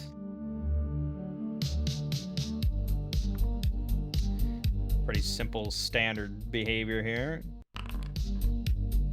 15 for 1 damage. Not amazing. But Kerwin, ideally, is going to turn undead, and that'll work. Catches the East Knight in the ribs. Arrow splinters against ancient scale, barely creasing the undead beneath. Essentially still unharmed, but not quite unharmed.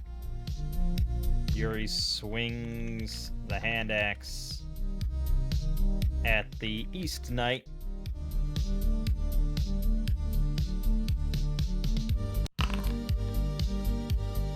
Misses. Damn it. Damn it. Knight's longsword parries it with a scrape of steel on steel, turning the blow wide. No damage. Yes. He will cast Turn Undead. Here we go. God damn it.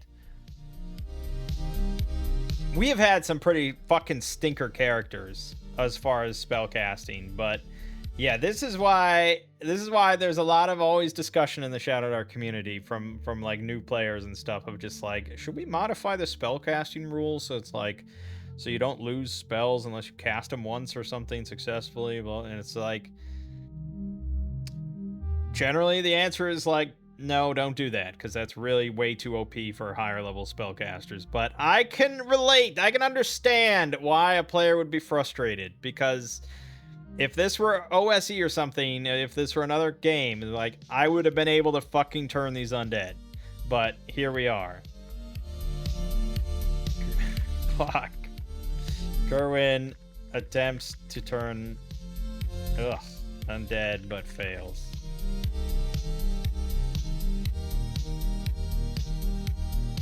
Fucking hell. He has +5 on his roll, and he failed 3 spells today without casting them once. Okay, his god withholds. East Knight's going to attack. 1d20 +2. Miss. The West Knight has fully risen, and it's going to advance towards Yuri as well. East Knight rolls a 4 total. Thankfully, they're also rolling like shit and not being able to do anything, so I think this fight is still pretty easy. This is 3 level 2s versus 4 level 2 party. She casts Magic Missile on the East Knight.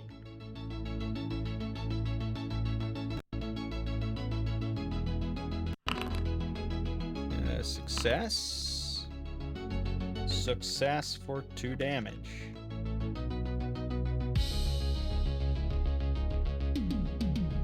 Slam into the East Knight's shoulder, spinning it half a step, 2 damage. Knight recovers, but now is visibly wounded. Ripsnick shoots at the East Knight.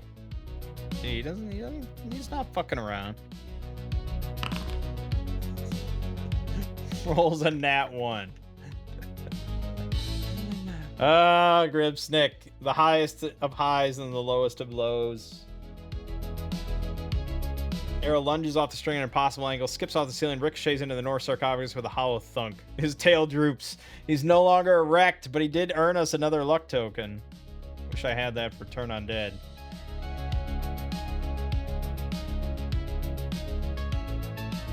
Just compound damage. I mean, I guess I could. They're next to each other. I didn't really say who was carrying what, though, and Yuri kind of had everything, so we'll play fair. 22 for 3 damage.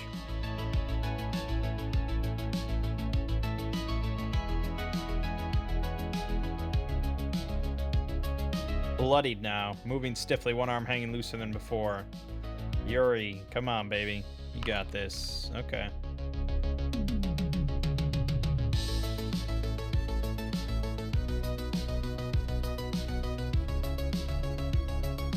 I might kill him. These knights don't seem super tough. Comes down in a heavy overhand chop. East Knight's helm caves in, scale shattering beneath. The undead collapses in on itself, armor spilling apart into a clatter of bone and dust across the flagstones.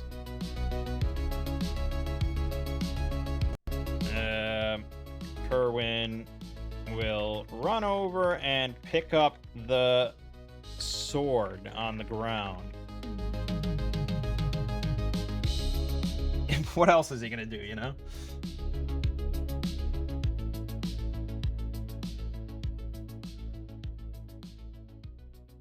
Oh, it's got to think about that one. Got to think about that one. Like, oh, didn't expect anyone to pick up the sword, even though it mentions it constantly. Kerwin plants the torch in a crack in the flagstones. It stays upright, casting a pool of light, and breaks into a run, robes flapping. Cuts across the chamber past Yuri, up the low step onto the raised platform, and drops to one knee beside the fallen knight. His hand closes around the hilt of Galen's fireblade. The golden pommel is warm. The black knight steel blade is cold. He feels the weight of it. Perfect balance, perfect edge as he rises. He's standing on the platform, weapon in hand. Torch abandoned in the middle of the chamber, still lit. Yeah. Okay. Then he's going to attack Yuri. 1d20 plus 2. Oh my god. Yuri has been just blocking everything. Even though he has a massive health pool. His shield is just flinging. Yeah, Borrelia. Magic missile. Success. Magic missile. 4 damage. Keep it nice and simple. Knight is now bloodied. Gribsnick, he's shooting. Oh. Oh.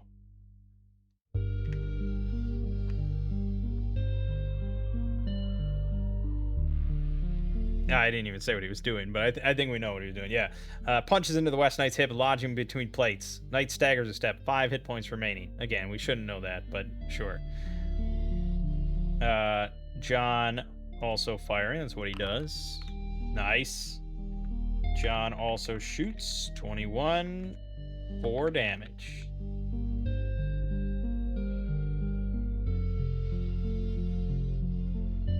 Knight wobbles, sword arm dropping, near death, held upright by sheer cursed will. Yuri will finish the job with his hand axe. 14 total, 8 damage. Oh my god. Shabang!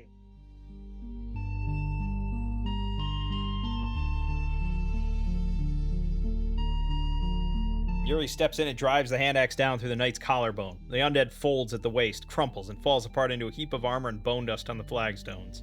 All 3 knights destroyed. Silence. The only sound is the settling of dust, the faint crackle of Kerwin's abandoned torch on the floor, and Gribsnick's shaky breathing. Okay. Sticky John will check out the sarcophagi. Kerwin will check out the scrolls in the vase. Well, Varelia casts Detect Magic for several rounds on the sword. Okay. So it says roll 1d6 per vase if you break open, then 1 to 2 is cure wounds, 3 is protection from evil, 4 is shield of faith, 5 to 6 is turn undead. Alright, so the first one is going to be the scrolls are both cure wounds. Honestly, not bad though. Like, if I was going to pick one of those to be a scroll, it would probably be cure wounds, because if he loses that and someone goes down, they are out for a long time. So having cure wounds as an available option just in an emergency is pretty great. John prowls between the sarcophagi, prodding bone heaps with his boot. He finds a knight's longsword, old but serviceable under the rust, tarnished signet ring on a finger bone, nothing valuable, rotted grave clothes. West sarcophagus, same thing, broken spearhead tucked beside the body, more grave clothes. The north one, empty, save for the fireblade, knight's fallen armor on the platform outside it, no grave goods inside beyond the shattered scale. 2 mundane longswords if anyone wants to carry them out. Signet ring is heraldic, but the crest is badly worn. Yep, scroll of cure wounds. Oh, I didn't actually roll on detect magic. She fails. Okay, she'll use that luck token. She fails again. Okay. Oh, there's another luck token. Technically, I usually don't allow that in house rules, but we're making an exception. Crit. Okay, I'll just probably give it to myself then. Success and failure. I'm giving it to myself. We'll count the crit. Enchantment of Fire. The general properties is a magical longsword with bonuses to strike and latent fire tied to the blade, a capability that can be invoked. The enchantment is old, predating the tomb ceiling. Nothing malign in its aura. +1 to attack and damage. Once per day after you learn whether a strike hit, you may add 1d4 fire damage to it. It smokes black when it lands a killing blow. That's your character knowledge now. Player knowledge. Okay. It's a weird way to phrase it. Once per day, you can add 1d4 damage to a successful hit. That's pretty good.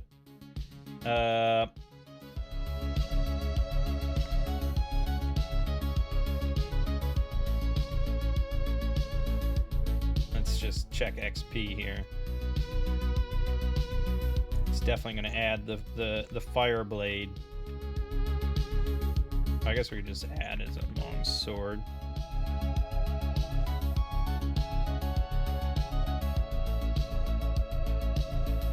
Fire blade.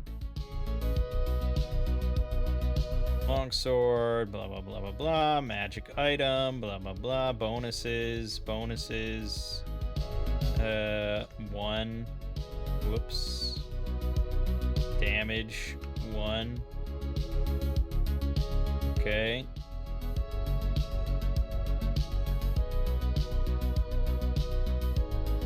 I could probably figure out how to add all the rest, but I think we can just once per day on successful hit can add 1d4 fire damage.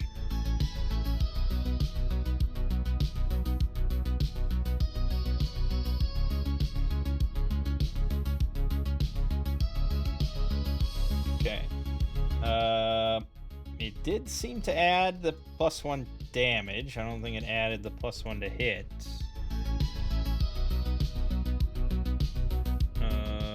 That's kind of weird. Should definitely be...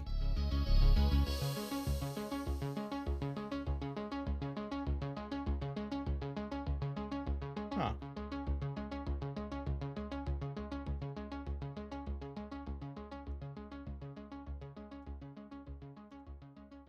Should definitely be +3. I don't know why it wouldn't be. So it's curious that it added the damage bonus and not the hit bonus. But it's pretty easy to... Oh no, we want weapon attack bonus, weapon damage bonus. There it is, +3, 1d8 +1 damage. Honestly, pretty solid. It's just his AC is terrible. So if he can kind of sneak up on someone while Yuri's tanking, he could do some good damage now. Roughly accounting for this session so far, the Enchanted Ivy Corridor got an XP, and this fight, 3 level 2 undead, dispatched without a single hit point of damage taken, and the main quest objective secured. Fabulous. 3 XP each, so 4 total. Yeah. All right, I think I'm gonna end it off here. We had another good session there, and I think we'll call it there for the Cursed Knights of Crestmoor. Yeah, I'm gonna do some more tinkering. Maybe I'll do another thing kind of on my own, just to kind of keep working with it and stuff.